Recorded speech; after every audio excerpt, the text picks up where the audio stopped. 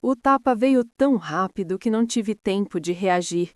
Meus óculos voaram, estilhaçando no elegante piso do salão de festas enquanto os 130 convidados assistiam em absoluto silêncio. Minha bochecha ardia, mas a dor no peito era muito pior. Juliana, minha nora, havia acabado de me dar um tapa no dia do seu casamento porque me recusei a entregar as chaves do meu apartamento. É isso que você ganha por ser tão egoísta, ela gritou para mim na frente de todos. Uma mulher da sua idade não precisa de tanto espaço. O silêncio que se seguiu foi ensurdecedor.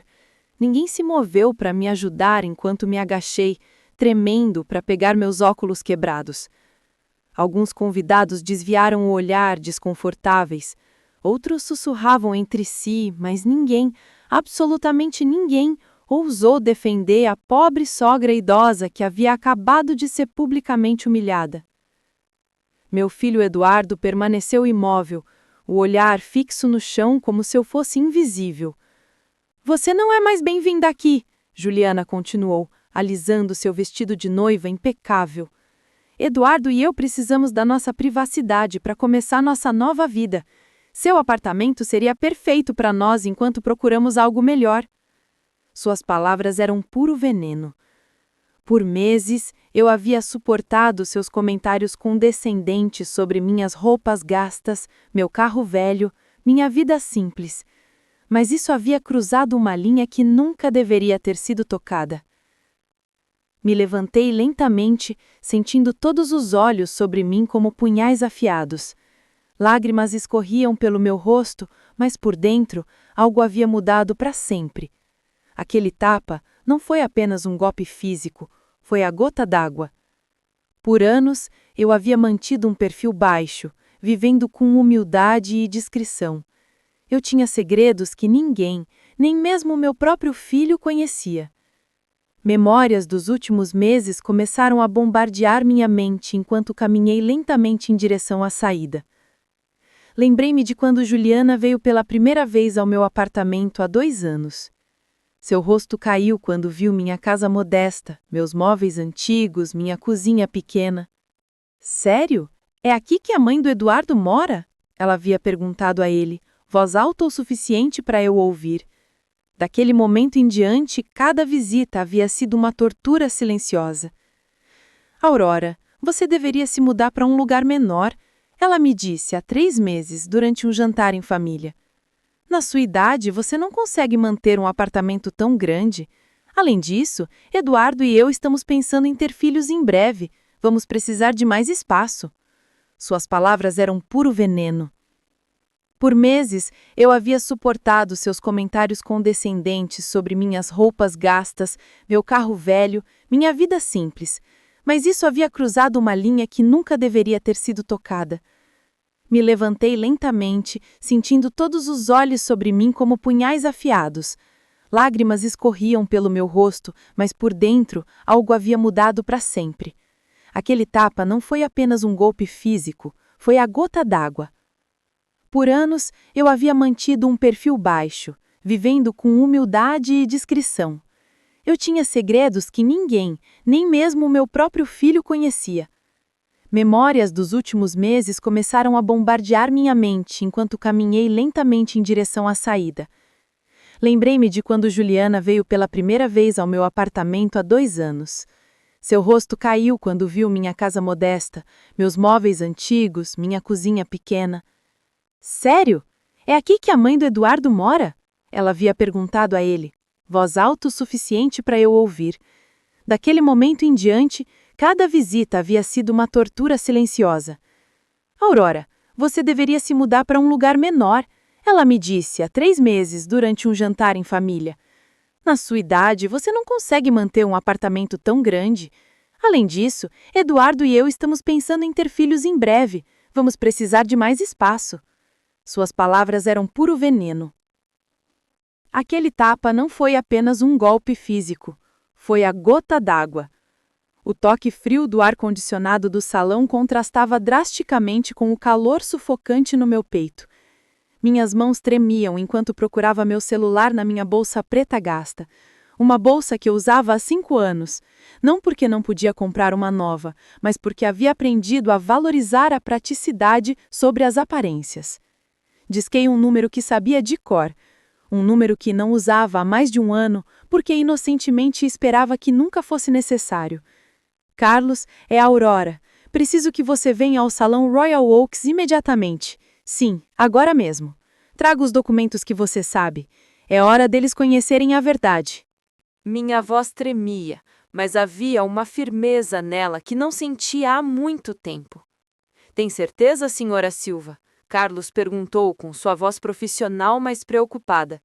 Uma vez que fizermos isso, não há como voltar atrás. Olhei para trás para o salão uma última vez, onde pude ver Juliana rindo com suas amigas, provavelmente contando como havia colocado sua sogra inútil no lugar dela. Eduardo estava ao lado dela, sorrindo fracamente, não mostrando nenhum pingo de remorso pelo que havia acabado de presenciar. Completamente certa, respondi. 30 minutos, Carlos, não mais. Desliguei o telefone e caminhei em direção ao meu carro com passos determinados. Pela primeira vez em anos, eu ia derrubar a máscara que usava para proteger minha família. Pela primeira vez, eles iam conhecer a verdadeira Aurora Silva. E quando isso acontecesse, quando a realidade atingisse seus mundos perfeitos e falsos, eles entenderiam o verdadeiro significado da palavra arrependimento. O estacionamento estava silencioso, iluminado por postes que projetavam longas sombras entre os carros. Sentei no meu sedã antigo e esperei. 30 minutos para suas vidas mudarem para sempre. 30 minutos para descobrirem que haviam cometido o maior erro de suas vidas ao humilhar a mulher que secretamente cuidava deles mais do que eles jamais poderiam imaginar. Enquanto esperava no meu carro, memórias de como havia chegado a este momento começaram a inundar minha mente como uma avalanche imparável. Tudo havia começado exatamente 2 anos e meio atrás, quando Eduardo veio ao meu apartamento com aquele sorriso nervoso que eu conhecia tão bem desde quando era menino. "Mãe, quero que você conheça alguém muito especial", ele me disse. E lá estava ela, Juliana, com o cabelo perfeitamente penteado, suas roupas de grife e aquele sorriso que não chegava aos olhos. Desde o primeiro momento soube que algo não estava certo. A forma como ela olhou para meu apartamento, avaliando cada canto com desdém mal disfarçado, me disse tudo o que precisava saber sobre as intenções dela. "Que aconchegante!" ela murmurou ao olhar para meus móveis de segunda mão e minhas cortinas desbotadas. Seu tom sugeria o oposto. Eduardo, completamente cego por aquilo que acreditava ser amor, não notou a condescendência na voz dela. Aquele primeiro jantar havia sido um desastre silencioso. Juliana mal tocou na comida que preparei com amor, alegando que estava cuidando da forma física. Quando perguntei sobre a família dela, ela deu respostas evasivas, mas não antes de perguntar sobre a minha situação financeira, com uma curiosidade que achei alarmante. "E como você se vira com a pensão de viúva, Aurora? Deve ser difícil se sustentar com tão pouco dinheiro?" ela disse com falsa preocupação. O que Juliana não sabia é que eu havia estado observando ela tanto quanto ela havia estado me observando. Nos meses seguintes, comecei a notar padrões que me deixaram em alerta máximo. Toda vez que visitavam o meu apartamento, ela fazia comentários sobre como tudo estava desatualizado, sobre como eu merecia algo melhor na minha idade dourada, mas seus olhos sempre se demoravam nos detalhes que realmente importavam: a localização privilegiada do prédio, a vista panorâmica da minha varanda, o tamanho dos quartos. Um dia, enquanto Eduardo estava no banheiro, ouvi-a falando baixinho ao telefone na minha cozinha. "Sim, mãe. O apartamento da mãe dele fica numa área super cara. Se eu conseguir que ela se mude para um lugar menor, podemos ficar aqui até termos nosso próprio lugar. Ela é tão ingênua que provavelmente ainda vai nos agradecer por ajudar na transição." Suas palavras me cortaram como uma faca, mas mantive minha compostura quando ela voltou à sala, fingindo inocência.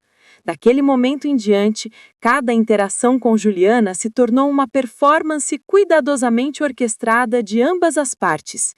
Ela interpretava a nora preocupada com o bem-estar da sogra, enquanto eu fingia ser a mulher idosa vulnerável que precisava de orientação. Mas por dentro, eu estava coletando informações, observando seus movimentos, entendendo suas verdadeiras motivações. Era como um jogo de xadrez, onde ambas pensávamos estar ganhando. Os meses seguintes trouxeram uma escalada gradual em suas tentativas de manipulação.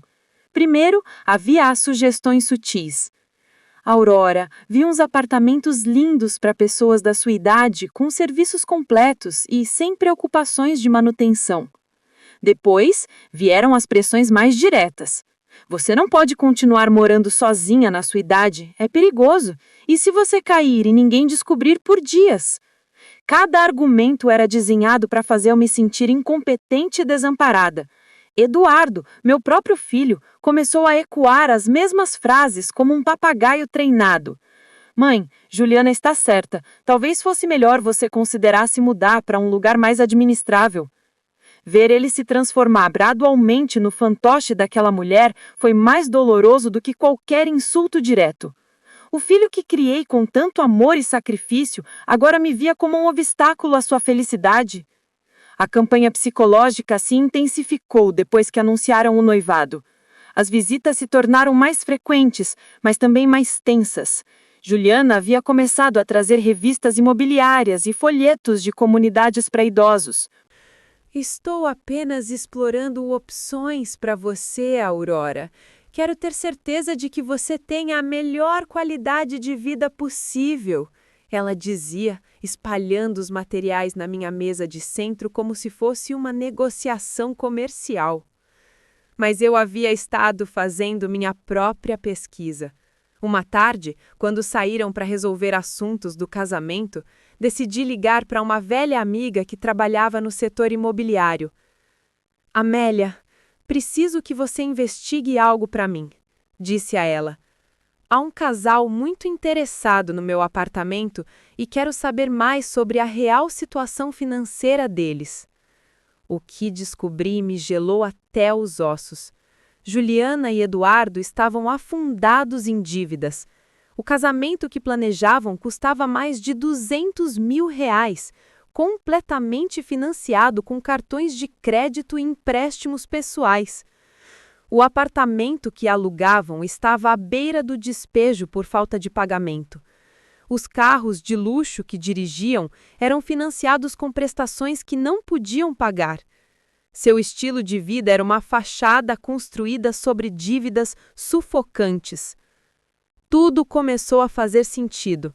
A pressa para se casar, a insistência para que eu me mudasse, os comentários constantes sobre a minha vulnerabilidade econômica. Não era amor que havia unido este casal. Era a necessidade desesperada de encontrar uma solução para os seus problemas financeiros. E meu apartamento, localizado numa das áreas mais exclusivas de São Paulo, era sua tábua de salvação. A revelação me atingiu como um tapa na alma.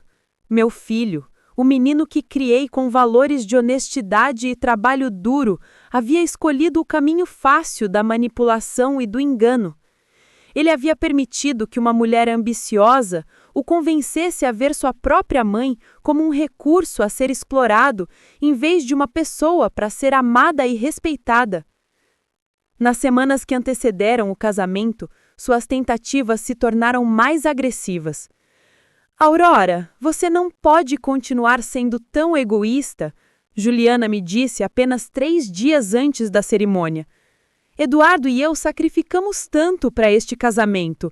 O mínimo que você pode fazer é nos ajudar com moradia.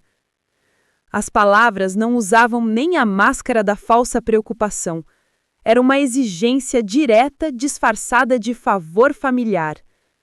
Naquela noite, tomei uma decisão que mudaria tudo. Liguei para Carlos, meu consultor financeiro e o único homem em quem havia confiado completamente desde a morte do meu marido Roberto. Carlos, preciso que você prepare alguns documentos. É possível que em breve eu tenha que revelar informações que mantive em segredo por anos. Sua voz ficou séria imediatamente. Senhora Silva, tem certeza de que este é o momento certo? Ele me alertou com a sabedoria de alguém que cuidava dos meus negócios há mais de uma década. Mas eu já havia decidido. A família que tentei proteger com meu silêncio havia escolhido me trair. E agora, sentada no meu carro, no estacionamento do salão, esperando Carlos chegar com os documentos que mudariam tudo, percebi que o momento da verdade havia chegado. Mais 25 minutos e Juliana, Eduardo e todos aqueles convidados que me olharam com pena descobririam quem Aurora Silva realmente era. Mais 25 minutos e os seus mundos perfeitos construídos sobre mentiras e ganância desmoronariam como castelos de areia. A brisa noturna balançava as folhas das árvores ao redor do estacionamento, criando sombras dançantes sobre as luzes. Era estranhamente poético que numa noite tão bonita, tantas ilusões estivessem prestes a morrer para sempre. 20 minutos haviam passado desde a minha ligação para Carlos, e cada segundo parecia uma eternidade. Do meu carro podia ver as luzes douradas do salão, ouvir a música alegre e as risadas que saíam das janelas abertas. Era surreal pensar que em apenas alguns minutos aquela celebração se transformaria num desapelo para os protagonistas. Fechei os olhos e deixei as memórias mais dolorosas dos últimos meses inundarem minha mente. Precisava lembrar exatamente por que havia chegado a este ponto sem volta. A maior humilhação havia acontecido apenas 2 semanas antes do casamento, durante o que Juliana chamou de reunião familiar importante. Ela chegou ao meu apartamento acompanhada não apenas por Eduardo, mas também pelos pais dela, uma emboscada perfeitamente planejada. Aurora, queremos conversar com você sobre seu futuro. A mãe de Juliana, uma mulher arrogante que me olhava como se eu fosse um inseto incômodo, havia começado. Acreditamos que é a hora de você tomar decisões responsáveis sobre sua vida, continuou o pai de Juliana, um homem corpulento que havia examinado meu apartamento com os olhos de um avaliador analisando uma propriedade. Na sua idade, morar sozinha num lugar tão grande não é apenas desnecessário, mas perigoso.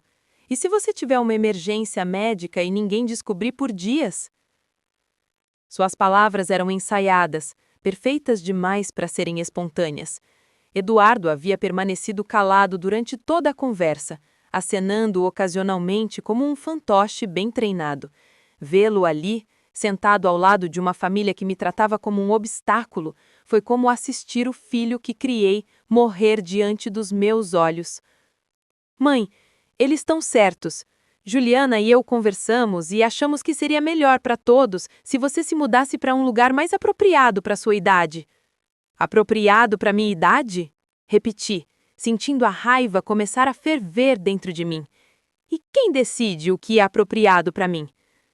A mãe de Juliana trocou um olhar conhecedor com o marido, como se minhas palavras confirmassem algo que já haviam discutido. Aurora, entendemos que isso pode ser difícil de aceitar, mas você deve pensar no que é melhor para Eduardo e Juliana. O que é melhor para eles? Murmurei, começando a entender a verdadeira dimensão da conspiração que havia sido tecida pelas minhas costas. E suponho que o meu apartamento seria perfeito para eles começarem a vida de casados, certo? O silêncio constrangedor que seguiu minha pergunta foi toda a resposta que precisei. Eles haviam planejado cada detalhe desta conversa, cada argumento, cada pressão psicológica. Juliana assumiu o controle naquele momento, implantando seu arsenal completo de manipulação emocional. Aurora, não é apenas sobre o apartamento. É sobre o seu bem-estar. Estivemos pesquisando e encontramos uma residência maravilhosa para pessoas da sua idade. Tem serviços médicos 24 horas, atividades sociais, refeições preparadas. Você poderia fazer amigos com pessoas que entendem pelo que está passando. Seu sorriso falso me deu náuseas. pelo que tô passando? Perguntei, fingindo confusão. E o que exatamente vocês acham que eu tô passando, Juliana? Ela olhou para Eduardo em busca de apoio antes de responder. Bem, solidão, incerteza financeira, o medo de não conseguir cuidar de si mesma, é normal na sua idade, Aurora. Você não precisa ter vergonha de precisar de ajuda. A audacidade desta mulher de 28 anos me dizendo que era normal na minha idade me deixou sem palavras por um momento. Mas depois vi algo nos olhos dela que me gelou. A certeza absoluta de que ela tinha direito à minha vida, minha casa, minhas decisões. Para ela, eu não era mais uma pessoa com autonomia, mas um obstáculo a ser removido com a menor resistência possível. Fizemos as contas. O pai de Juliana continuou, tirando uma pasta que claramente haviam preparado com antecedência. O custo da residência seria de aproximadamente R$ 10.000 por mês. Com a venda do seu apartamento, você teria dinheiro suficiente para cobrir isso por muitos anos e ainda sobraria um pouco para, ajudar Eduardo e Juliana com as despesas iniciais do casamento. Ali estava, a verdade nua e crua. Não se tratava do meu bem-estar ou da minha segurança. Se tratava de dinheiro. Se tratava de converter a minha casa em dinheiro para financiar o estilo de vida insustentável deles. E se eu me recusar? Perguntei, embora já soubesse a resposta. Eduardo, disse, sua voz soando ensaiada, esperamos que não seja necessário tomar medidas mais drásticas, mas se sua saúde mental se deteriorar ao ponto de não conseguir tomar decisões racionais, a ameaça implícita estava cristalina. Se eu não cooperasse voluntariamente, eles buscariam formas legais de me declarar incompetente. Eles haviam feito a sua pesquisa, haviam planejado, haviam preparado o terreno para tomar tudo que eu possuía à força, se necessário. O filho que criei com tanto amor estava sentado ali, permitindo que estranhos ameaçassem sua própria mãe. Naquela noite, depois que saíram com minha recusa firme, chorei pela primeira vez em anos, não de tristeza, mas pela morte definitiva das ilusões que mantinha sobre minha família. Liguei para Carlos imediatamente. Preciso que você investigue algo urgentemente, disse a ele através das lágrimas. Quero saber exatamente qual é a real situação financeira do meu filho e sua noiva. Tudo. Dívidas, rendimentos, passivos, tudo. Os resultados daquela investigação foram devastadores. Eduardo ganhava R$ 180 mil anuais como gerente de vendas, mas tinha dívidas de mais de R$ 320 mil em cartões de crédito. Juliana trabalhava meio período como consultora de imagem, ganhando talvez R$ 16 mil por ano, mas gastava como se tivesse salário de executiva. Juntos, deviam mais de R$ 480 mil, sem contar os empréstimos que haviam feito para o casamento. O apartamento que alugavam por R$ 8 mil mensais estava 3 meses em atraso. Os carros que dirigiam eram financiados com prestações que consumiam 60% da renda combinada deles. Seu cartão de crédito principal estava no limite e eles haviam começado a usar adiantamentos de dinheiro para pagar outras dívidas. Estavam em queda livre financeira e meu apartamento representava sua única esperança de salvação. Mas havia algo mais no relatório de Carlos que havia quebrado completamente meu coração. Nos últimos 6 meses, Eduardo havia ligado regularmente para bancos e seguradoras, perguntando sobre empréstimos contra propriedades de mães idosas. Ele havia perguntado sobre procedimentos legais para obter procuração financeira sobre cidadãos da terceira idade. Meu próprio filho havia estado planejando minha expropriação sistemática por meses. A informação mais dolorosa veio no final do relatório. Segundo um investigador particular que Carlos havia contratado, Juliana vinha dizendo às amigas que havia se sacrificado ficando noiva de um homem mais velho e menos atraente porque a mãe dele tinha propriedades valiosas e nenhum herdeiro competitivo. Para ela, casar com Eduardo não era amor, era um investimento estratégico na minha herança. Aquela revelação foi a gota d'água. Por semanas, considerei simplesmente revelar minha verdadeira situação financeira para eles, pensando que talvez o choque os fizesse reconsiderar seu comportamento. Mas depois de ler aquele relatório, entendi que não se tratava de dinheiro ou desespero.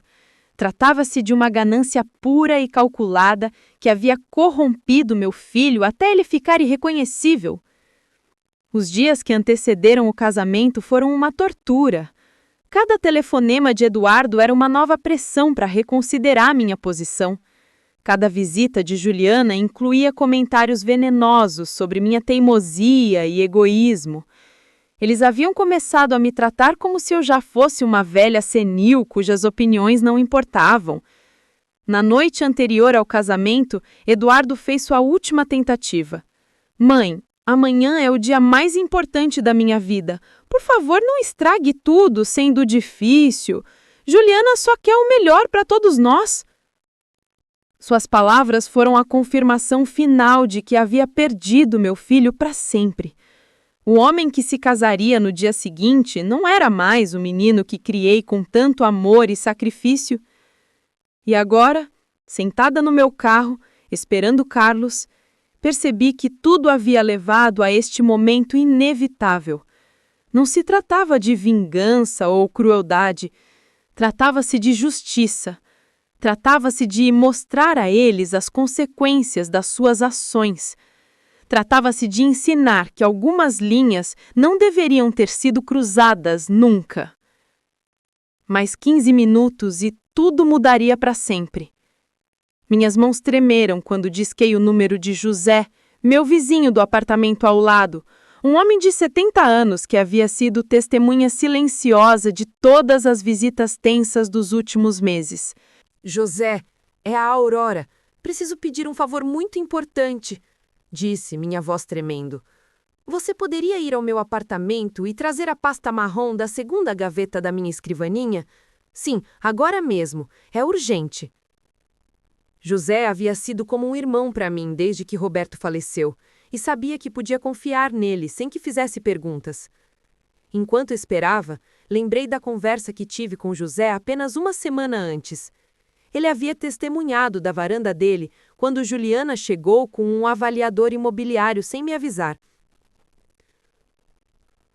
Aurora, aquela moça trouxe um homem com uma pasta que estava medindo seu apartamento do lado de fora. Ele me disse, com óbvia preocupação na voz. Quando me viram, saíram rapidamente. Não gosto nada do que está acontecendo. José havia sido o primeiro a notar as mudanças sutis no comportamento de Eduardo nos últimos meses. Seu filho não me cumprimenta como antes. Ele costumava parar para conversar comigo quando vinha visitar. Agora ele entra e sai correndo como se estivesse envergonhado de alguma coisa. Suas palavras confirmaram o que meu coração já sabia. Eu havia perdido meu filho muito antes daquele tapa naquela noite. A pasta que pedi a José continha documentos que ninguém da minha família jamais vira. Certificados bancários, títulos de propriedades, registros de investimentos que Roberto e eu mantivemos em segredo por décadas.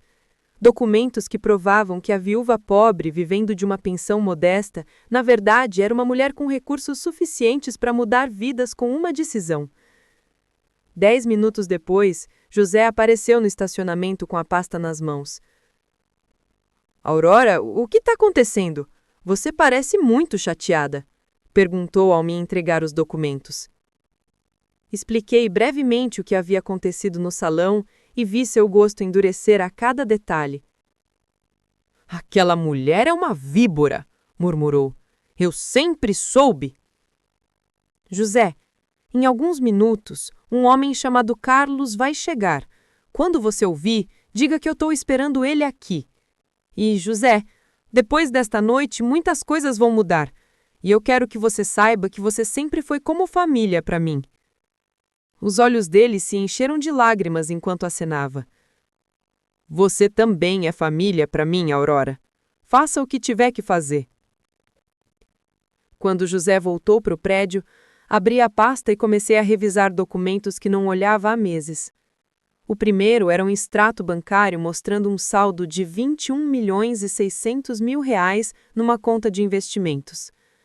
O segundo era o título de propriedade de um prédio comercial no centro, que gerava aluguel mensal de R$ 200.000. O terceiro era a escritura de uma casa de praia que comprei como investimento há 10 anos. Roberto havia sido um gênio em investimentos, começando com um pequeno negócio de importação e transformando-o num império silencioso. Juntos, havíamos tomado a decisão de viver modestamente para proteger nossa privacidade e a segurança da nossa família.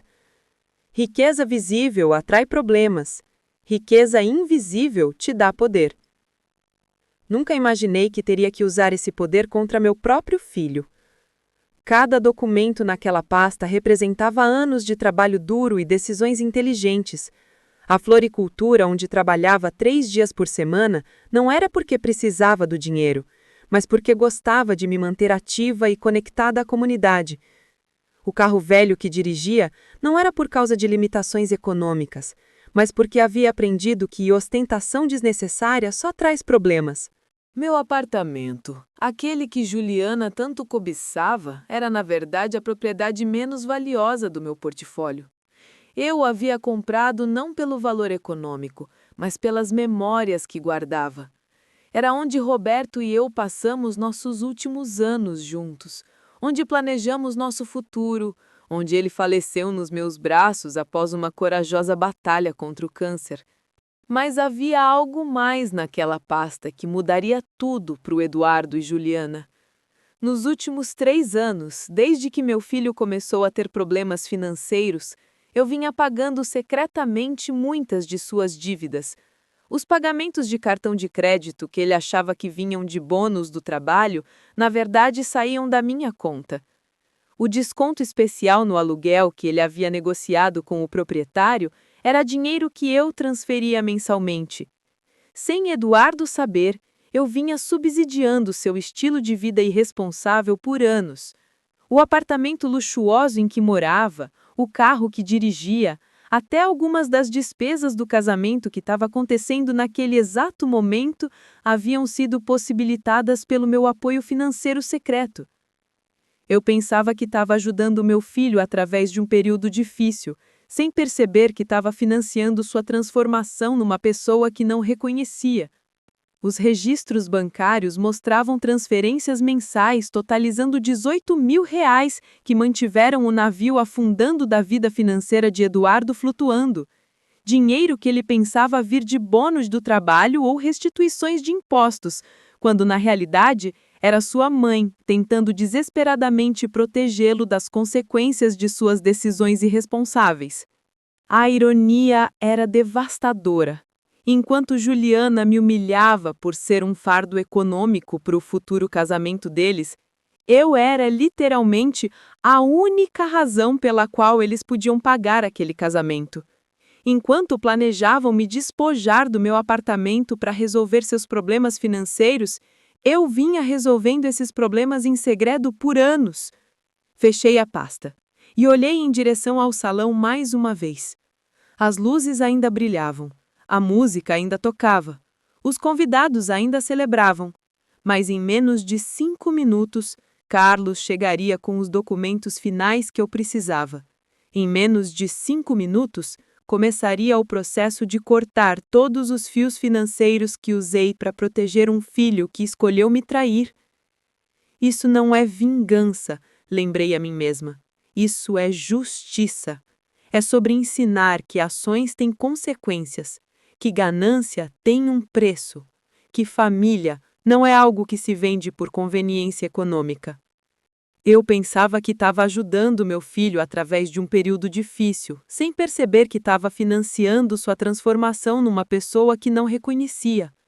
Faróis de um carro se aproximaram do estacionamento, iluminando a noite com uma luz branca que momentaneamente me cegou. Era Carlos, pontual como sempre, chegando com os documentos que mudariam tudo para sempre. Saí do meu carro e caminhei em direção a ele, sentindo como cada passo me levava mais longe da Aurora que eu havia sido, e mais perto da mulher que precisava me tornar. Senhora Silva, Carlos disse ao sair do carro, uma pasta legal debaixo do braço. Tem absoluta certeza sobre isso? Uma vez que entremos lá dentro, não haverá como desfazer o que está prestes a acontecer. Olhei em direção ao salão uma última vez, onde meu filho e sua nova esposa provavelmente ainda estavam comemorando sua vitória sobre a velha inútil que acabaram de humilhar. Nunca tive mais certeza de algo em toda a minha vida, Carlos. É hora deles conhecerem a verdadeira Aurora Silva.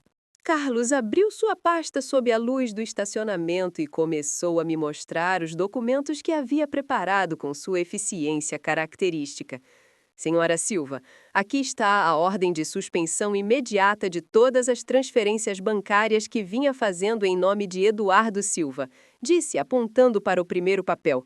Também, aqui está o aviso de cancelamento do contrato de locação que você havia garantido confidencialmente. O proprietário receberá este documento amanhã de manhã. Peguei os papéis com mãos trêmulas, mas determinadas. Cada documento representava um fio que havia cuidadosamente tecido por anos para proteger meu filho. E agora estava cortando esses fios um por um. E o pagamento do salão? Perguntei, embora já soubesse a resposta. Cancelado, Carlos confirmou. O depósito que você havia garantido será retirado hoje à noite. Eles terão até amanhã para encontrar uma forma alternativa de pagamento. A magnitude do que estava prestes a fazer me atingiu como uma onda fria. Por 3 anos, eu havia sido a rede de segurança invisível que mantinha as vidas de Eduardo e Juliana funcionando. O apartamento em que moravam, o carro que ele dirigia, até o casamento que estava acontecendo naquele exato momento, tudo havia sido possibilitado pelo meu apoio financeiro secreto. E agora, numa única noite, eu ia retirar todo esse apoio definitivamente. Carlos, quero que você entenda algo, disse a ele enquanto assinava cada documento com uma determinação que não sentia em anos. Isso não é crueldade ou vingança. É a única forma deles aprenderem o valor real das coisas. Por tempo demais, os protegi das consequências de suas ações, e essa proteção os corrompeu em pessoas que não reconheço. Entendo perfeitamente, senhora Silva, respondeu com genuíno respeito na voz. Em meus 30 anos como consultor financeiro, vi muitas famílias destruídas pela ganância e ingratidão. O que está fazendo requer mais coragem do que a maioria das pessoas possui. Suas palavras me deram a força final que precisava para dar o último passo. Caminhamos juntos em direção à entrada do salão e a cada passo podia sentir meu coração batendo mais rápido. Não era nervosismo que sentia. Era uma mistura estranha de tristeza pelo que havia perdido e expectativa pelo que estava prestes a recuperar. Minha dignidade, meu autorrespeito, meu direito de ser tratada como um ser humano, em vez de como um recurso a ser explorado. A música parou abruptamente quando entramos no salão. 130 pares de olhos se voltaram para nós e pude ver a confusão nos rostos dos convidados. Alguns reconheceram Carlos imediatamente. Afinal, ele cuidava dos assuntos financeiros de várias famílias proeminentes da cidade há décadas. Sua presença em eventos sociais geralmente significava que algo importante estava prestes a acontecer. Juliana foi a primeira a reagir. "O que você está fazendo aqui, Aurora?" gritou para mim do centro da pista de dança, onde estava posando para fotos com o Eduardo. "Você já saiu uma vez. Não foi drama o suficiente por uma noite." Sua voz carregava aquela arrogância que eu aprendi a conhecer tão bem, mas pude detectar uma nota de nervosismo que não estava lá antes. "Senhoras e senhores", disse Carlos numa voz clara e profissional, "peço desculpas por interromper esta celebração, mas tenho assuntos legais urgentes para discutir com o senhor Eduardo Silva e a senhora Juliana Santos." O silêncio que se seguiu foi tão profundo que se podia ouvir o zumbido do ar-condicionado. Alguns convidados começaram a tirar os celulares, sentindo que estavam prestes a presenciar algo extraordinário. Carlos se aproximou lentamente, seu rosto pálido e os olhos cheios de confusão. O que está acontecendo aqui, mãe? Quem é este homem e por que está falando de assuntos legais? Pude ver suas mãos tremendo ligeiramente enquanto ajustava a gravata, um gesto nervoso que tinha desde criança. Eduardo, disse numa voz mais firme do que havia soado em meses. Este é Carlos Jones, meu consultor financeiro e legal. Ele veio entregar alguns documentos que acho que você achará muito esclarecedores. Carlos abriu sua pasta e tirou o primeiro documento. Senhor Eduardo Silva, você está sendo notificado de que a garantia financeira que sua mãe havia fornecido para o seu contrato de locação foi imediatamente cancelada. Seu proprietário será notificado amanhã de manhã e você terá 30 dias para encontrar um novo garantidor ou desocupar a propriedade. Toda a cor sumiu do rosto de Eduardo. Garantia financeira? Murmurou, olhando para mim com olhos que começavam a se encher de compreensão e horror. Mãe, do que ele está falando? Mas pude ver pela expressão dele que uma parte já sabia. Por anos, ele havia suspeitado que sua sorte financeira não era completamente natural, mas havia escolhido não fazer perguntas, porque as respostas poderiam ter sido desconfortáveis. Além disso, Carlos continuou implacavelmente. As transferências mensais de R$ 18.000 que sua mãe vinha fazendo para suas contas pessoais foram permanentemente suspensas. Isso inclui pagamentos de cartão de crédito, seguro do carro e várias outras despesas que você acreditava estar sendo cobertas por outras fontes. Juliana soltou um grito que ecoou por todo o salão. "Isso é impossível!" exclamou, correndo em nossa direção, seu vestido de noiva arrastando no chão. "Eduardo não tem uma mãe rica! Olhem como ela vive! Olhem suas roupas, seu carro! Ela é uma velha vivendo com uma pensão miserável!" Sua histeria era evidente, e vários convidados começaram a murmurar entre si com crescente fascinação. Finalmente, Carlos disse, tirando o último documento de sua pasta. O pagamento garantido para esta celebração também foi cancelado. A administração do salão terá o direito de exigir pagamento integral antes que os convidados possam sair hoje à noite. Suas palavras caíram no salão como uma bomba e pude ver alguns convidados nervosamente começarem a se mover em direção às saídas. A realização atingiu Eduardo como um martelo. "Você?" murmurou, olhando para mim com olhos que não conseguiam processar completamente o que estavam ouvindo. "Você esteve todo esse tempo? Você esteve pagando por tudo?" Sua voz quebrou na última palavra, e por um momento vi o menino pequeno que ele havia sido, vulnerável e confuso. "Por 3 anos, Eduardo", confirmei, numa voz que soava estranhamente calma depois da tempestade emocional que vinha vivendo. 3 anos em que pensei que estava te ajudando a passar por um período difícil.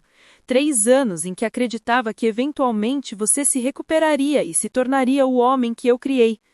3 anos em que esperava que você se lembrasse dos valores que eu te ensinei. Juliana começou a andar em círculos, agarrando a cabeça com desespero crescente. "Isso não pode estar acontecendo! Isso não pode ser real!" gritou enquanto os convidados a observavam com uma mistura de horror e fascinação mórbida. "Você é uma velha pobre! Trabalha numa floricultura! Dirige um carro de 10 anos! Não pode ter dinheiro!" "As aparências enganam, Juliana", disse finalmente, sentindo décadas de performance cuidadosa chegarem ao fim. "Por anos, escolhi viver simplesmente porque meu marido e eu acreditávamos que riqueza visível atrai problemas. Acontece que estávamos certos. Só que os problemas vieram de onde menos esperávamos. A música havia parado completamente, e o único som no salão era a respiração agitada dos recém-casados e os murmúrios crescentes dos convidados que começavam a entender que estavam presenciando algo completamente inesperado. Alguns já estavam gravando com os telefones, instintivamente sabendo que esta história se tornaria lenda urbana. "Mãe", disse Eduardo, sua voz quebrada, "por favor, tem que haver alguma forma de consertar isso. O casamento, os convidados, tudo." Mas eu pude ver nos olhos dele que ele finalmente estava começando a entender a magnitude do que havia perdido. Não apenas dinheiro ou apoio financeiro. Ele havia perdido a mãe, a mulher que o amara incondicionalmente por 35 anos. A única forma de consertar isso, Eduardo, era não ter quebrado no primeiro lugar. O silêncio no salão se tornou ensurdecedor. 130 convidados prenderam a respiração enquanto processavam o que acabaram de ouvir. Juliana ficou imóvel pela primeira vez em toda a noite, seus olhos saltando entre Carlos, os documentos e o meu rosto, como se tentasse encontrar uma craca na realidade que estava desmoronando ao seu redor. Eduardo apenas me encarou com uma expressão que nunca esquecerei. Uma mistura de choque, compreensão tardia e horror absoluto. "Senhora Silva", Carlos disse numa voz alta o suficiente para todos ouvirem. "Gostaria que eu prosseguisse com a leitura dos detalhes financeiros completos?" Sua pergunta pairou no ar como uma espada sobre as cabeças dos recém-casados. Pude ver vários convidados se aproximando, fascinados pelo drama que se desenrolava diante de seus olhos. "Por favor, Carlos", eu respondi, com uma serenidade que não sabia que possuía. "Acho que todos merecem conhecer a verdade completa." Juliana tentou interromper com um grito desesperado, mas Carlos levantou uma mão e continuou com a precisão de um cirurgião realizando uma operação delicada. "Nos últimos 36 meses", Carlos começou, consultando seus documentos, "a senhora Aurora Silva transferiu um total de R$648 mil para cobrir as despesas de vida do seu filho Eduardo Silva e sua noiva. Isso inclui R$192 mil para pagamentos de aluguel, R$176 mil para pagamentos de cartão de crédito, R$72 mil para seguro de veículos e R$88 mil para despesas diversas." Um murmúrio coletivo varreu o salão. Alguns convidados trocaram olhares de espanto, outros tiraram calculadoras dos telefones para verificar os números. A mãe de Juliana, que havia permanecido sentada na mesa principal durante todo o confronto, lentamente se levantou, seu rosto completamente pálido. Além disso, Carlos continuou implacável, a senhora Silva garantiu pessoalmente o custo total desta celebração, incluindo salão, comida, música, flores e fotografia, no valor de R$212 mil. Dinheiro que, como mencionei anteriormente, não está mais disponível para cobrir essas despesas. Juliana finalmente encontrou a sua voz, mas o que saiu foi mais um lamento do que palavras coerentes. "Isso é impossível, é mentira, ninguém pode ter tanto dinheiro e viver como uma pobre." Ela se virou para os convidados como se procurasse apoio, mas encontrou apenas rostos fascinados e alguns que estavam claramente se divertindo com o seu desespero.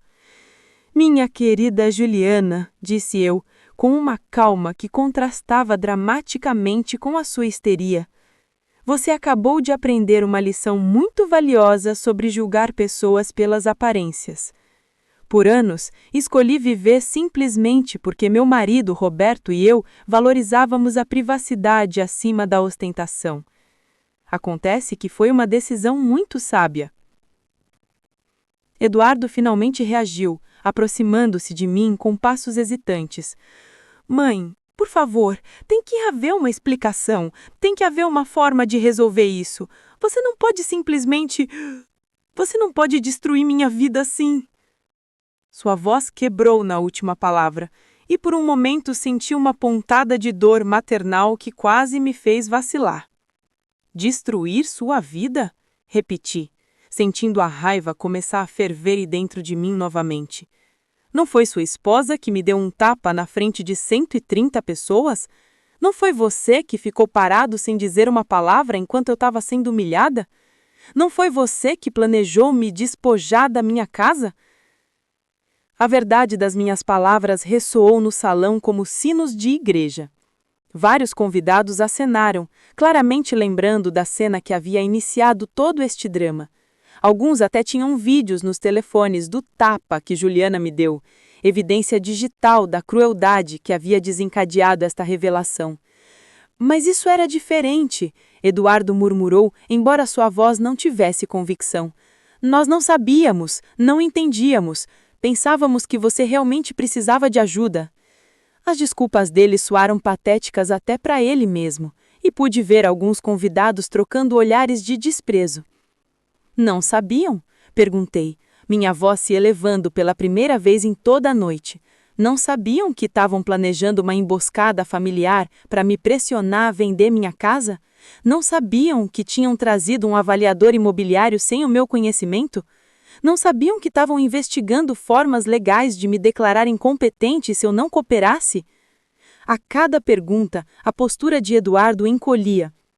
Carlos aproveitou o momento para tirar outro documento de sua pasta. Senhor Silva, devo informá-lo de que a sua mãe decidiu alterar o seu testamento. Todos os bens que anteriormente estavam designados para você herdar foram redirecionados para instituições de caridade dedicadas a proteger idosos do abuso familiar. O impacto desta declaração foi como uma explosão silenciosa. Juliana cambaleou para trás, como se tivesse sido fisicamente atingida. Você não pode fazer isso!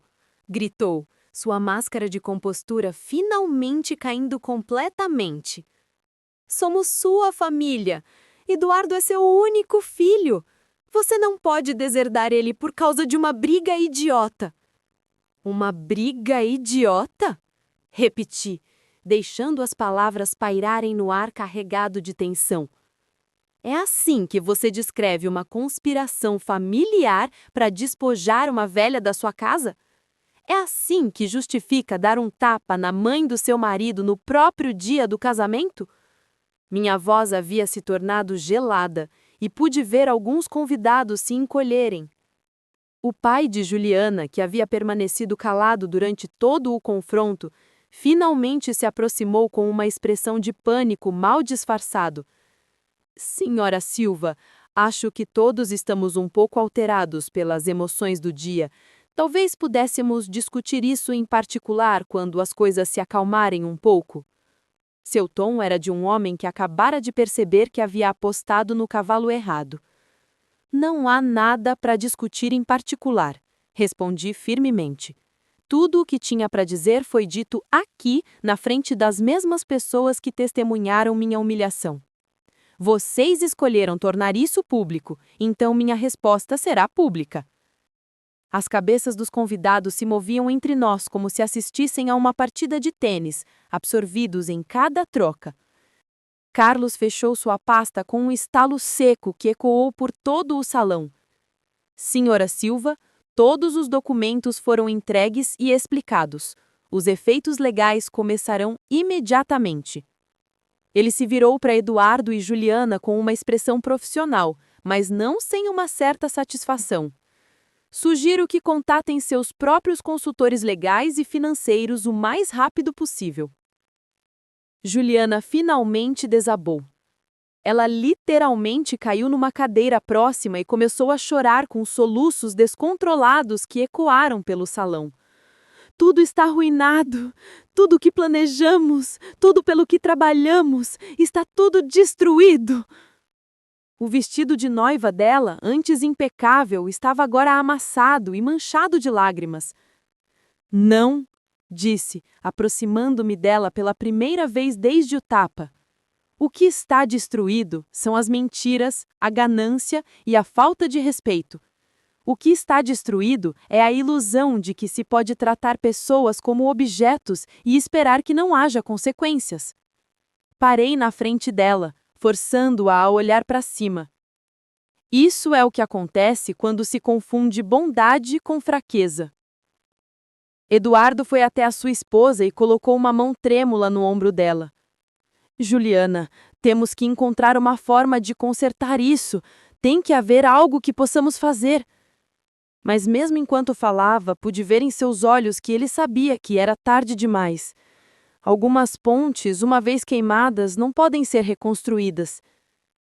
Há uma forma de consertar isso, Eduardo, disse, olhando-o diretamente nos olhos, pela primeira vez em meses, sem sentir dor. Vocês podem aprender com isso, podem crescer com isso. Podem se tornar as pessoas que eu esperava que fossem antes da ganância os corromper. Minha voz suavizou ligeiramente, porque apesar de tudo, ele ainda era meu filho. Mas esse crescimento terá que acontecer sem a minha ajuda financeira, sem meu apartamento e sem minha herança. Vocês terão que fazer do jeito difícil, como todo mundo faz. O salão permaneceu em silêncio absoluto. Cada pessoa presente sabendo que estava testemunhando o fim definitivo de uma relação familiar. Carlos e eu nos dirigimos para a saída, deixando para trás um salão cheio de convidados chocados e um casal de recém-nascidos cujo mundo perfeito havia desabado em menos de 30 minutos. Enquanto Carlos e eu caminhávamos em direção à saída, o silêncio atrás de nós foi interrompido por uma voz que não esperava ouvir. Espere, Aurora! Era Lúcia, a irmã mais nova de Eduardo, que havia ficado sentada numa mesa no fundo durante todo o confronto. Ela correu em nossa direção com lágrimas nos olhos e uma expressão de horror absoluto no rosto. Tia Aurora, eu juro que Eduardo nunca me contou o que estavam planejando com você. Eu achei que as coisas eram muito estranhas, mas ele jurou que eram parte da surpresa de casamento. Nunca imaginei que eles estariam tentando fazer algo tão horrível. Lúcia sempre havia sido minha sobrinha favorita. Uma mulher de 29 anos que trabalhava como professora e havia mantido uma relação próxima comigo mesmo depois que Eduardo se afastou. Se eu soubesse o que iam fazer com você, teria tentado impedir, continuou. Parei e olhei para ela, vendo em seus olhos a mesma honestidade que conhecia desde que ela era pequena. Eu sei, Lúcia, disse suavemente, colocando uma mão em sua bochecha. Você sempre foi diferente. Nunca viu as pessoas como oportunidades ou recursos a serem explorados. Suas lágrimas caíram mais forte enquanto acenava, claramente devastada pelas ações do irmão. Mas por que você nunca nos contou sobre o dinheiro? Lúcia perguntou, com confusão genuína. Por que manteve tudo isso em segredo por tantos anos? Era uma pergunta que merecia uma resposta honesta, especialmente vinda de alguém que sempre me tratou com respeito e amor genuíno. Porque seu tio Roberto e eu aprendemos há muito tempo que dinheiro muda as pessoas, expliquei, enquanto alguns convidados discretamente se aproximaram para ouvir. Vimos famílias destruídas por heranças, amizades terminadas por empréstimos e filhos que veem os pais como pensões ambulantes. Decidimos viver simplesmente para proteger os relacionamentos que realmente importavam. Lúcia acenou lentamente, começando a entender a sabedoria por trás das minhas decisões. Mas Eduardo, ele era diferente antes. Quando éramos crianças, ele teria defendido qualquer um que te machucasse. O que aconteceu com ele? Sua pergunta continha toda a dor de uma irmã que havia assistido seu irmão se transformar em alguém irreconhecível. O que aconteceu com ele foi Juliana. Respondi com tristeza, mas sem amargura. O que aconteceu com ele foi ganância disfarçada de amor, ambição sem valores, e eu, no meu esforço para protegê-lo, privando-o da chance de aprender lições importantes sobre responsabilidade e consequências.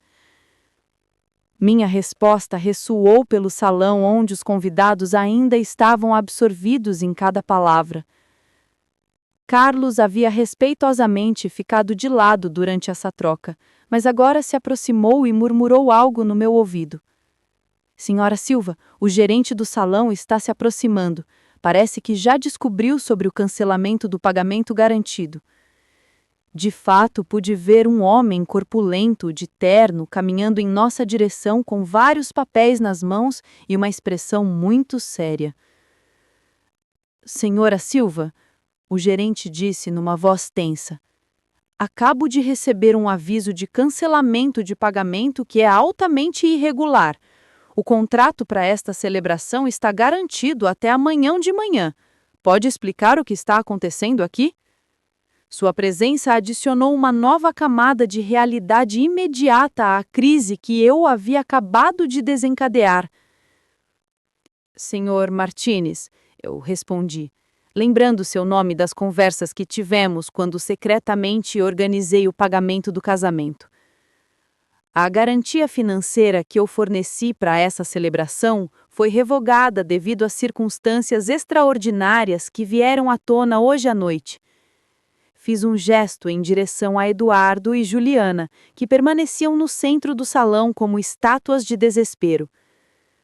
Entendo, Martínez disse, olhando para a cena com a experiência de alguém que lidava com eventos sociais há décadas. E quem será responsável pelo pagamento agora? O valor total pendente é de R$212 mil, incluindo salão, comida, música, flores e serviços de fotografia. Sua voz era profissional, mas firme, deixando claro que alguém teria que resolver esse problema imediatamente. Eduardo finalmente reagiu, aproximando-se de nós com passos efetivos. Senhor Martínez, deve haver algum mal-entendido. Minha mãe, ela não pode simplesmente cancelar o pagamento assim. Somos família, isso pode ser resolvido. Sua voz carregava um desespero que eu nunca havia ouvido antes. O desespero de um homem que finalmente entendia a magnitude da sua situação. Jovem, disse Martínez com a paciência forçada de um profissional. A garantia financeira foi fornecida pela senhora Silva, pessoal e privadamente. Ela tem o direito legal de retirar essa garantia a qualquer momento. Agora, preciso que alguém forneça uma forma alternativa de pagamento imediatamente, ou serei forçado a suspender o evento. O ultimato dele caiu no salão como uma sentença final. A realidade da situação começou a penetrar nas mentes dos convidados. Alguns já estavam começando a pegar suas bolsas e discretamente se dirigirem às entradas. Outros permaneciam fascinados pelo drama que continuava a se desenrolar, como espectadores de um acidente de trânsito do qual não conseguiam desviar o olhar. Mãe, Eduardo disse aproximando-se de mim com lágrimas nos olhos pela primeira vez desde que era criança. Sei que o que fizemos foi errado. Sei que te machucamos, mas há 130 pessoas aqui. Há fotos, há memórias. Você não pode destruir tudo isso por causa de uma briga. Sua voz se quebrou na última palavra, e por um momento vi o menino pequeno que ele havia sido. Eduardo, respondi com calma que me surpreendeu. Eu não estou destruindo nada. Você destruiu isso quando escolheu ganância em lugar de amor. Quando escolheu manipulação em lugar de honestidade, quando escolheu me humilhar publicamente em lugar de me tratar com o respeito que eu mereço como sua mãe. Cada palavra era como um punhal, mas eram palavras que precisavam ser ditas. Mas o que vamos fazer? Juliana perguntou numa voz desesperada, olhando para os convidados que continuavam a deixar o salão. Como vamos explicar isso? Como vamos pagar por tudo isso? Seu pânico era evidente e pude ver que ela finalmente estava começando a entender as implicações reais de suas ações. Vocês vão fazer o que todas as pessoas responsáveis fazem. Vão encontrar formas de ganhar dinheiro honestamente, vão aprender a viver dentro das suas possibilidades, vão descobrir o que significa trabalhar duro pelas coisas que querem, ao invés de esperar que outros as forneçam. Minha voz havia ficado mais forte e pude sentir décadas de sabedoria acumulada saindo através das minhas palavras. Carlos se aproximou discretamente e murmurou. Senhora Silva, o processo legal está completo. Todos os documentos foram entregues e explicados. Não há mais nada que possamos fazer aqui. Sua mensagem estava clara. Era hora de ir, de deixar Eduardo e Juliana enfrentarem as consequências de suas decisões, sem minha presença como distração. Lúcia se aproximou mais uma vez e me abraçou apertado.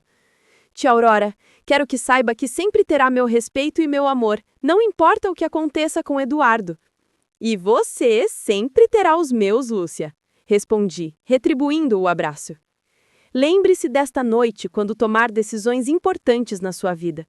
Lembre-se de que o caráter é definido não pelo que temos, mas por como tratamos as pessoas que amamos. Suas lágrimas molharam meu ombro enquanto acenava, entendendo completamente a lição que estava se desenrolando diante dos seus olhos. Martini se aproximou novamente, dessa vez com maior urgência. Senhoras e senhores, preciso de uma resolução imediata. Tenho outros compromissos hoje à noite e não posso manter a equipe aqui indefinidamente sem garantia de pagamento. Sua paciência profissional estava finalmente se esgotando, adicionando pressão adicional a uma situação já desesperadora. Você tem meu número de telefone, disse a Eduardo e Juliana pela última vez. Quando estiverem prontos para ter uma conversa real sobre respeito, valores e responsabilidade, quando tiverem aprendido o que significa ganhar as coisas por si mesmos, quando conseguirem me olhar nos olhos e me oferecer um pedido de desculpas genuíno pelo que me fizeram hoje à noite, então poderemos conversar. Mas, para isso, acrescentei, olhando diretamente para eles, primeiro terão que encontrar uma forma de resolver a bagunça que criaram aqui, sozinhos. Com essas palavras, me virei e caminhei em direção à saída com Carlos, deixando para trás um salão cheio de caos, desespero e a realidade dura de consequências merecidas. 3 dias após o casamento, meu apartamento havia se tornado um refúgio de paz que não experimentava há anos. José vinha todas as manhãs com café e doces da padaria local, certificando-se de que eu estava bem após o que ele chamou de a noite em que a Aurora recuperou sua dignidade. Suas visitas haviam sido um bálsamo para minha alma, lembrando-me de que ainda tinha a família escolhida que me valorizava por quem eu realmente era.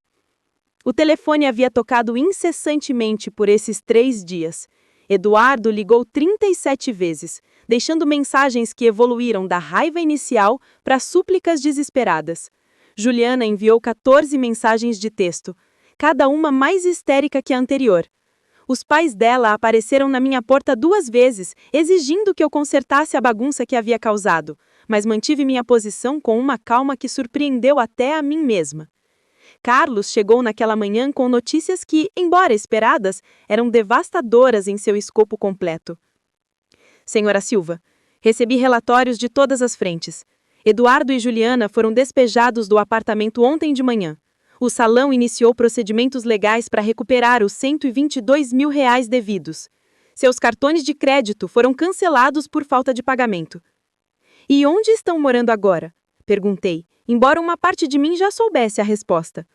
Com os pais de Juliana. Aparentemente é um apartamento de 2 quartos onde já moram 3 pessoas. A situação está tensa, segundo minhas fontes. A sua expressão sugeria que tensa era uma descrição muito conservadora da realidade.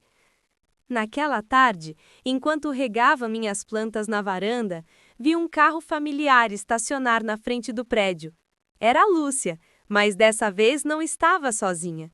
Com ela estava a Amélia, minha velha amiga do setor imobiliário. E, para minha surpresa, José saiu do banco de trás. "Aurora!" Lúcia gritou da calçada. "Precisamos conversar com você. Há coisas que você precisa saber antes que seja tarde demais." Quando chegaram ao meu apartamento, seus rostos tinham uma mistura de urgência e preocupação que me deixou em alerta. "Aurora," Lúcia começou. "Estive investigando algumas coisas desde a noite do casamento. Coisas que acho que você precisa saber antes que seja tarde demais." Ela se sentou no meu sofá com uma pasta nas mãos que parecia tão oficial quanto a que Carlos havia levado ao salão. "Tarde para quê?" perguntei, servindo chá enquanto tentava me manter a calma. Amélia pigarreou e falou pela primeira vez. "Aurora, nos últimos 3 dias, estive fazendo algumas investigações sobre a situação financeira de Eduardo e Juliana. O que encontrei vai além do que qualquer um de nós imaginou. Eles vinham planejando isso há mais de 1 ano. Amélia continuou, abrindo a pasta para revelar documentos que me fizeram sentir enjoada.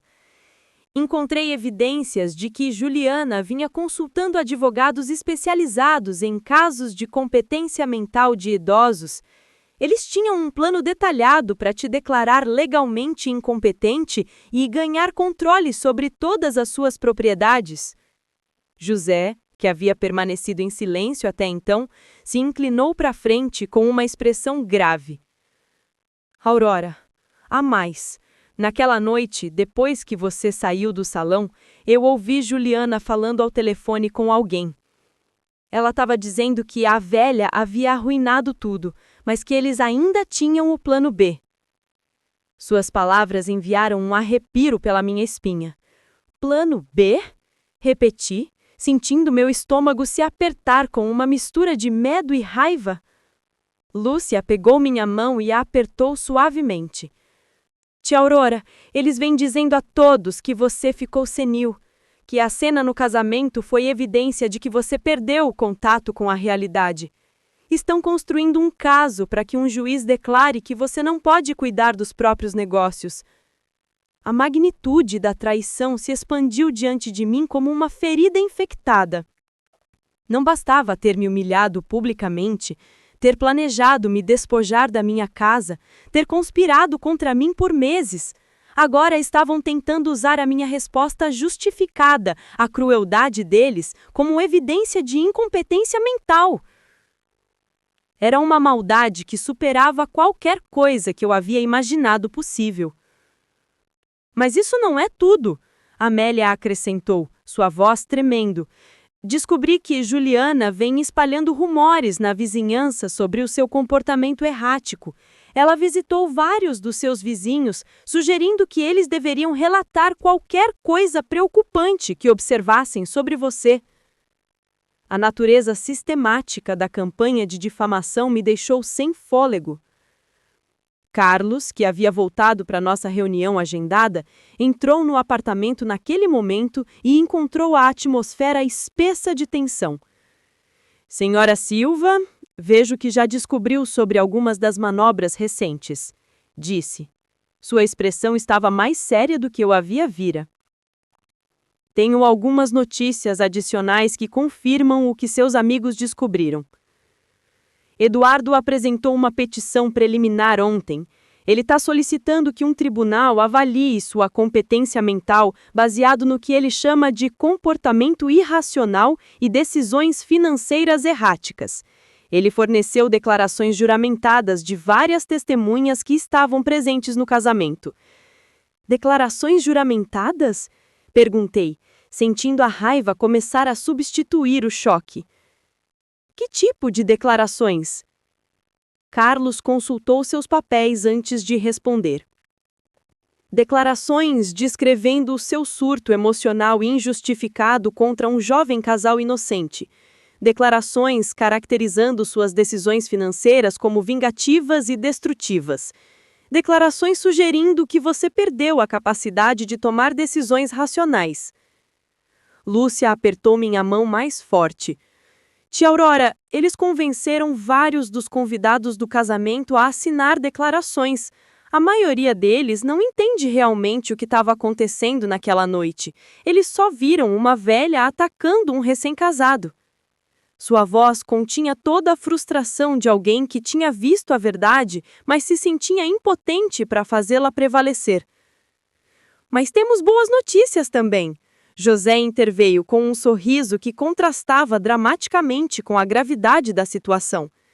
Ele tirou seu próprio celular e me mostrou uma tela que me deixou atordoada.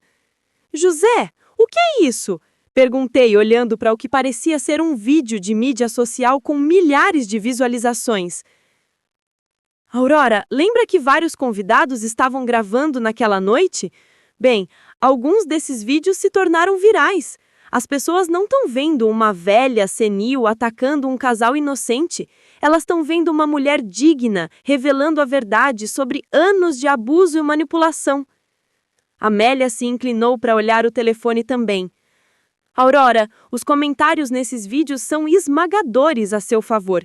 As pessoas estão elogiando a sua coragem, a sua dignidade sob pressão, a sua decisão de estabelecer limites. Algumas estão compartilhando as suas próprias histórias de abuso familiar.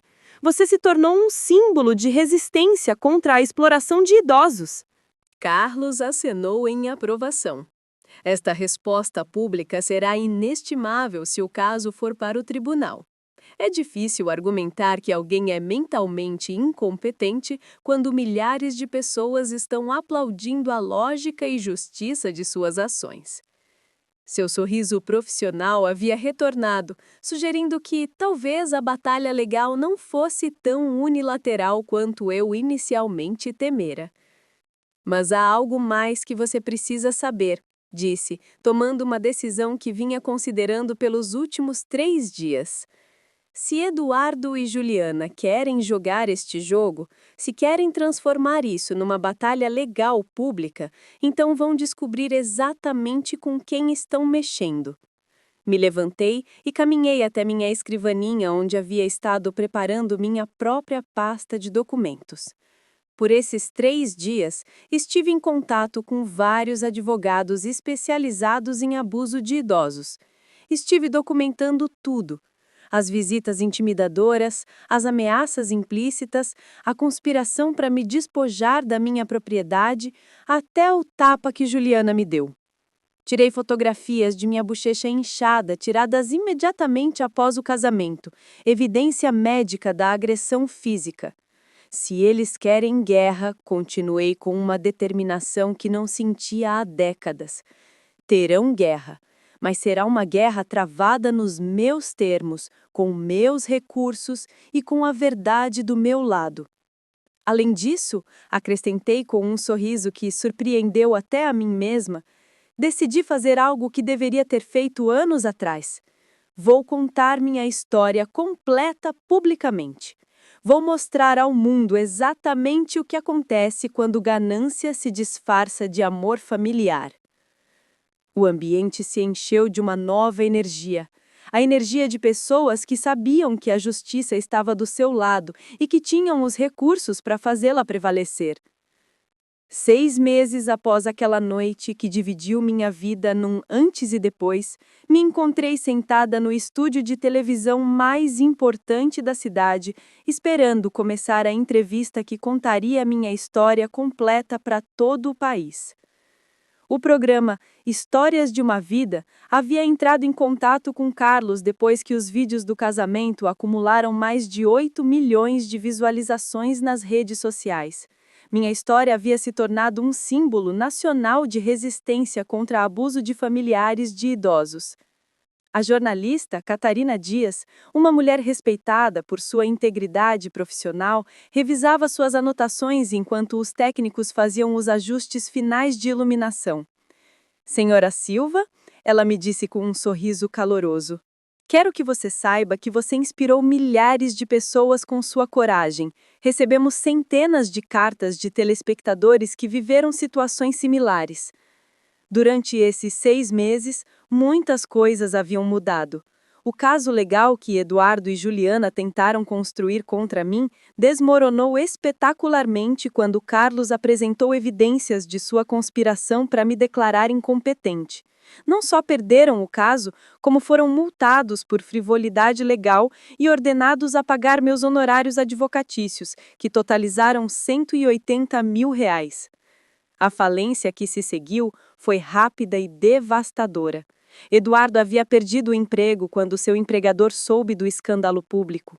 Juliana tentou começar um negócio de consultoria de imagem, mas os vídeos virais arruinaram sua reputação profissional. Agora moravam num apartamento de 1 quarto no subúrbio, trabalhando em empregos de meio período e lutando para pagar suas dívidas acumuladas. Estamos no ar em 5 minutos, anunciou o diretor do programa. Olhei para as câmeras que em breve transmitiriam minha história para milhões de lares, sentindo uma mistura de nervosismo e determinação. Ao meu lado estava Carlos, que havia concordado em aparecer comigo para explicar os aspectos legais do caso. Na plateia estavam José, Lúcia e Amélia, meus pilares de apoio durante esses meses difíceis. A coisa mais dolorosa sobre esses 6 meses havia sido o silêncio completo de Eduardo. Após perder o caso legal, ele não fez nenhuma tentativa de me contactar. Não houve ligações pedindo perdão, cartas explicando seu comportamento, reconhecimento de que suas ações estavam erradas. Era como se ele tivesse decidido que era mais fácil me odiar do que enfrentar a realidade do que havia feito. Juliana, por outro lado, havia tentado me contactar várias vezes. Suas mensagens evoluíram de ameaças legais para súplicas desesperadas por ajuda financeira. A última mensagem, recebida apenas 2 semanas antes, dizia: Aurora, sei que cometemos erros, mas somos família. Eduardo está doente de estresse e estou grávida. Por favor, você não pode deixar seu neto crescer na pobreza. A notícia da gravidez havia sido como um punhal no coração. Eu ia ser avó, mas meu neto cresceria num lar cheio de ressentimento em relação a mim. Então, eu havia aprendido a lição mais difícil da minha vida. Não podia salvar pessoas que não queriam ser salvas. Tentar fazer isso apenas perpetuava seu comportamento destrutivo. Senhora Silva, vamos começar em 30 segundos, Catarina me informou. Respirei fundo e pensei em todas as pessoas que me escreveram após ver os vídeos contando suas próprias histórias de abuso familiar. Idosos cujos filhos haviam assumido o controle de suas finanças. Pais chantageados emocionalmente por filhos adultos irresponsáveis. Avós ameaçados de não ver os netos se não fornecessem apoio financeiro. Estamos ao vivo em 3, 2, 1. A luz vermelha da câmera se acendeu e Catarina começou com uma introdução que havia ensaiado perfeitamente. Boa noite e bem-vindos ao Histórias de uma Vida. Eu sou Catarina Dias e hoje temos conosco Aurora Silva, uma mulher de 68 anos cuja história chocou a nação e colocou a questão do abuso familiar contra idosos no centro de um debate nacional. Senhora Silva, Catarina continuou, se virando para mim, 6 meses após os eventos no casamento do seu filho, como se sente sabendo que sua história inspirou tantas pessoas? Sua pergunta era direta, mas compassiva, permitindo que eu começasse nos meus próprios termos. Me sinto grata, respondi, sentindo minha voz se estabilizar enquanto falava. Grata que algo tão doloroso quanto a perda do meu relacionamento com o meu filho tenha servido para ajudar outras pessoas em situações similares. Por meses me sentia sozinha e confusa, me perguntando se era eu quem estava errada. Agora sei que o que passei é mais comum do que qualquer um de nós gostaria de admitir. Catarina acenou e consultou suas anotações. Conte-nos sobre os anos que antecederam aquela noite, quando começou a perceber que algo não estava certo no seu relacionamento com o seu filho e sua noiva. Era a pergunta que eu estava esperando, a oportunidade de explicar como o abuso emocional e financeiro se desenvolve gradualmente, quase imperceptivelmente. Começou com coisas pequenas, expliquei, lembrando daqueles primeiros sinais que ignorei por amor. Comentários sobre a minha idade, sugestões de que não conseguia mais cuidar de mim mesma, pressões sutis para que eu tomasse decisões que realmente os beneficiavam. Abuso familiar raramente começa com golpes ou gritos. Começa com a erosão lenta da sua autoconfiança, com fazer você questionar a sua própria realidade. Carlos se inclinou para adicionar contexto legal. O que Aurora descreve é um padrão clássico que vemos em casos de abuso de idosos. Os perpetradores, especialmente quando são membros da família, usam táticas de manipulação psicológica antes de proceder a formas mais diretas de coerção. É insidioso, porque é disfarçado como preocupação amorosa. E o momento da revelação? quando decidiu expor a verdade sobre sua situação financeira. O tapa. Respondi simplesmente. Quando Juliana me deu um tapa no meio do salão na frente de 130 pessoas por me recusar a entregar as chaves do meu apartamento, soube que ela havia cruzado uma linha que não podia ignorar. Naquele momento, entendi que não se tratava mais de proteger minha família das consequências das suas ações. Tratava-se de me proteger de continuar sendo abusada. A entrevista continuou por 45 minutos, cobrindo todos os aspectos da minha história. Falei sobre a decisão de viver simplesmente para proteger minha privacidade, sobre os anos de apoio financeiro secreto que havia fornecido, sobre a conspiração para me declarar incompetente e sobre a batalha legal que se seguiu. Cada resposta foi projetada, não apenas para contar a minha história, mas para educar outros sobre os sinais de alerta e recursos disponíveis. Senhora Silva, Catarina disse perto do final do programa, tem uma mensagem para seu filho se ele estiver assistindo essa entrevista hoje à noite? Era a pergunta mais difícil, a que eu havia estado temendo e esperando. Olhei diretamente para a câmera, sabendo que havia uma chance de Eduardo estar assistindo. Eduardo, se você está ouvindo isso, quero que você saiba que ainda te amo. Sempre te amarei porque você é meu filho. Mas amar alguém não significa permitir que te abuse. Amar alguém não significa sacrificar sua própria dignidade pela conveniência deles. Amar alguém não significa se tornar vítima da ganância deles. As portas do meu coração sempre estarão abertas para você. Continuei sentindo lágrimas começarem a brotar nos meus olhos. Mas apenas se você puder atravessá-las como o homem honrado que tentei te criar para ser. Apenas se puder me olhar nos olhos e aceitar total responsabilidade por suas ações. Apenas se puder mostrar que aprendeu que família é construída sobre amor e respeito, não sobre oportunismo e manipulação.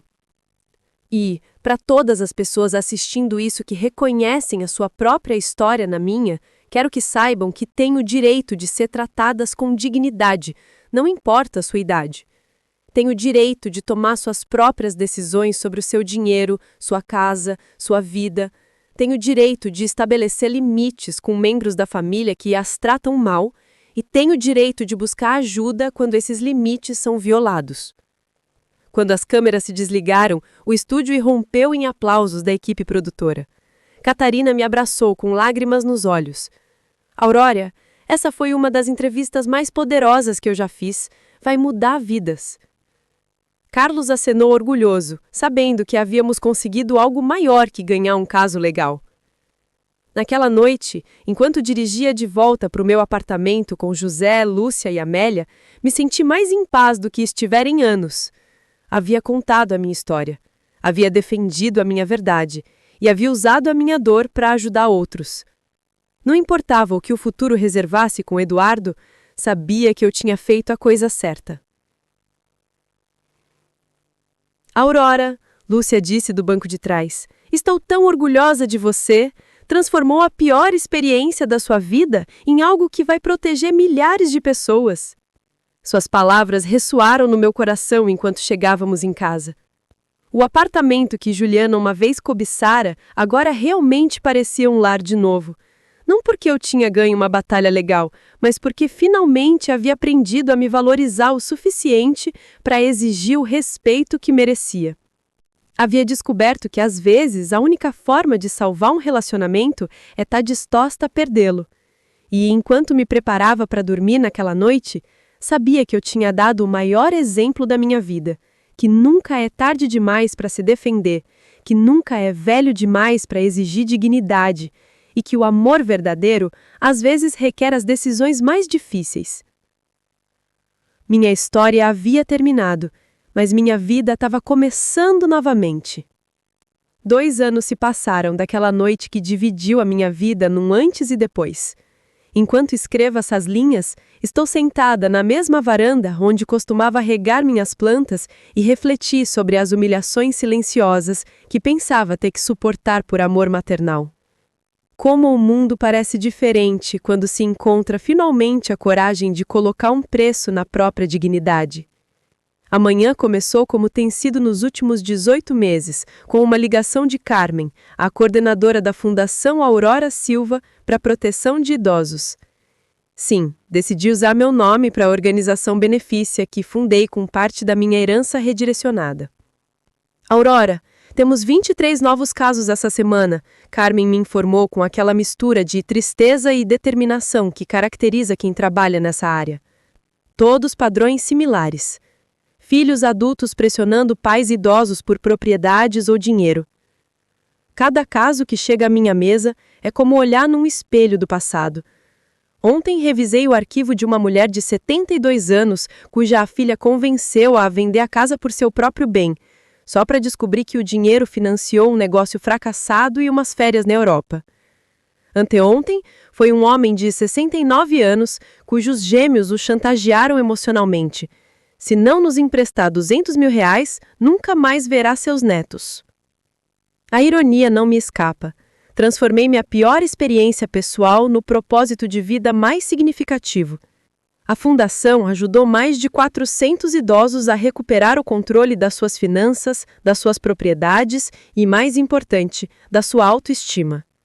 Temos advogados especializados, assistentes sociais, psicólogos e um sistema de apoio que eu gostaria de ter tido quando me sentia tão sozinha e confusa. José ainda é meu vizinho, mas não só isso, também é vice-presidente da Fundação. Seus 72 anos estão cheios de uma energia renovada, desde que começou a dar palestras sobre como detectar manipulação familiar. Aurora, ele me disse na semana passada enquanto revisávamos casos. Nunca pensei que meus anos dourados incluiriam me tornar um detetive de famílias disfuncionais, mas é a melhor aventura que já tive. Lúcia se mudou para o apartamento ao lado há 1 ano. Após seu divórcio de um casamento que durou apenas 8 meses, decidiu que precisava estar perto da pessoa mais corajosa que conhece. Trabalhar como diretora educacional da Fundação lhe deu um propósito que nunca encontrou na carreira como professora tradicional. Tia Aurora, ela me diz frequentemente, você me ensinou que às vezes a família de verdade não vem do sangue, mas daqueles que escolhem te respeitar incondicionalmente. O sucesso da minha história pública trouxe consequências inesperadas. O livro que eu escrevi com a ajuda de um jornalista investigativo se tornou best-seller nacional. Quando o Amor Machuca, uma idosa luta de volta, vendeu mais de 800 mil exemplares e todos os royalties vão diretamente para a Fundação. As cartas que recebo de leitores são testemunhos vivos de que minha experiência ressoou em milhares de lares onde o silêncio havia sido a norma. Carlos ainda é meu consultor financeiro, mas agora também é o contador principal da Fundação. Sua experiência em lidar com os aspectos legais do meu confronto com Eduardo se tornou um ativo inestimável para ajudar outros em situações similares. Senhora Silva, ele me disse durante nossa reunião mensal, recuperamos mais de 12 milhões de reais em propriedades e poupanças que membros abusivos da família haviam obtido ilegalmente. A pergunta que todos me fazem, a que surge em cada entrevista e conversa profunda, é se sinto falta de Eduardo. A resposta é complexa e dolorosa. Sinto falta da criança que ele foi, do jovem que mostrou lampejos de bondade e honra. Sinto falta da ilusão da família que pensei que tínhamos, mas não sinto falta dos últimos anos de manipulação, chantagem emocional e desrespeito sistemático. Eduardo tentou me contatar exatamente 3 vezes durante esses 2 anos. A primeira foi 6 meses após a entrevista televisiva, quando, aparentemente, alguns colegas de trabalho viram o programa e começaram a tratá-lo diferentemente. A segunda foi quando seu filho, meu neto Oliver, nasceu há 14 meses. A terceira foi há 3 meses, quando Juliana o deixou, levando o bebê e metade dos seus parcos pertences. Cada vez que ligou, foi para pedir ajuda financeira. Nunca para oferecer um pedido de desculpas genuíno ou reconhecer o mal que havia causado. Seu padrão de pensamento permanece idêntico. Vê seus problemas como injustiças externas, não como consequências de suas decisões. A última conversa durou menos de 5 minutos e terminou quando ele disse: "Mãe, seu orgulho é mais importante que seu neto." E eu respondi com uma clareza que me surpreendeu: "Eduardo, minha dignidade é exatamente tão importante quanto meu neto, e espero que um dia ele aprenda essa lição melhor que você." Foi a primeira vez que desliguei o telefone na cara do meu filho. E também foi estranhamente libertador. O tópico de Oliver, meu neto, é o único que ainda consegue me fazer chorar. Ele tem 14 meses e não me conhece. Quando Juliana partiu, levou todas as fotografias da família, incluindo as poucas que eu tinha dele. Criei um fundo fiduciário para sua educação universitária administrado por Carlos, que estará disponível quando ele fizer 18 anos, independentemente do relacionamento que tivermos até então. Talvez quando Oliver for mais velho, ele procure suas próprias respostas sobre o que aconteceu na família dele. Talvez encontre coragem para conhecer sua avó por si mesmo. Amélia se tornou minha confidente mais próxima, especialmente desde que também teve que estabelecer limites difíceis com membros tóxicos da família há 10 anos. O que mais me surpreende sobre esses 2 anos é o quanto minha saúde física e mental melhorou. Durante os últimos anos, com Eduardo e Juliana, havia desenvolvido insônia crônica, dores de cabeça constantes e uma ansiedade que me mantinha em estado de alerta permanente. Meu médico diz que meus exames atuais mostram os níveis de estresse de uma mulher 10 anos mais nova. Aurora, Dr. Hernandes me disse durante meu último check-up, é impressionante como o corpo responde quando eliminamos fontes de estresse tóxico. Sua pressão arterial está perfeita, seu sono é restaurador, até a sua postura melhorou. As cartas que recebo de leitores são testemunhos vivos de que minha experiência ressoou em milhares de lares onde o silêncio havia sido a norma. Carlos ainda é meu consultor financeiro, mas agora também é o contador principal da fundação. Sua experiência em lidar com os aspectos legais do meu confronto com Eduardo se tornou um ativo inestimável para ajudar outros em situações similares. Senhora Silva, ele me disse durante nossa reunião mensal, recuperamos mais de 12 milhões de reais em propriedades e poupanças que membros abusivos da família haviam obtido ilegalmente. A pergunta que todos me fazem, a que surge em cada entrevista e conversa profunda, é se sinto falta de Eduardo. A resposta é complexa e dolorosa. Sinto falta da criança que ele foi, do jovem que mostrou lampejos de bondade e honra. Sinto falta da ilusão da família que pensei que tínhamos, mas não sinto falta dos últimos anos de manipulação, chantagem emocional e desrespeito sistemático. Eduardo tentou me contatar exatamente 3 vezes durante esses 2 anos. A primeira foi 6 meses após a entrevista televisiva, quando, aparentemente, alguns colegas de trabalho viram o programa e começaram a tratá-lo diferentemente. A segunda foi quando seu filho, meu neto Oliver, nasceu há 14 meses. A terceira foi há 3 meses, quando Juliana o deixou, levando o bebê e metade dos seus parcos pertences. Cada vez que ligou, foi para pedir ajuda financeira, nunca para oferecer um pedido de desculpas genuíno ou reconhecer o mal que havia causado. Seu padrão de pensamento permanece idêntico. Vê seus problemas como injustiças externas, não como consequências de suas decisões. A última conversa durou menos de 5 minutos e terminou quando ele disse: "Mãe, seu orgulho é mais importante que seu neto." E eu respondi com uma clareza que me surpreendeu: "Eduardo, minha dignidade é exatamente tão importante quanto meu neto, e espero que um dia ele aprenda essa lição melhor que você." Foi a primeira vez que desliguei o telefone na cara do meu filho. E também foi estranhamente libertador. O tópico de Oliver, meu neto, é o único que ainda consegue me fazer chorar. Ele tem 14 meses e não me conhece. Quando Juliana partiu, levou todas as fotografias da família, incluindo as poucas que eu tinha dele. Criei um fundo fiduciário para sua educação universitária administrado por Carlos, que estará disponível quando ele fizer 18 anos, independentemente do relacionamento que tivermos até então.